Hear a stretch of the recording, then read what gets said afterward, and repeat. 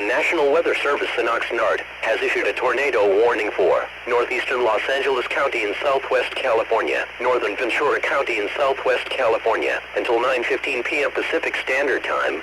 At 4:40 p.m. Pacific Standard Time, National Weather Service Doppler radar indicated a severe thunderstorm capable of producing a tornado over north-central Long Beach, or near Torrance, moving northeast at 75 miles per hour. This is a tornado emergency for Los Angeles and surrounding locations. The tornado will be near Los Angeles and Ventura around 5:50 p.m. Pacific Standard Time. When the tornado warning is issued, based on Doppler radar, it means that strong rotation has been detected in the storm. A tornado may already be on the ground, or is expected to develop shortly. If you are in the path of this dangerous storm, move indoors onto the lowest floor of a building.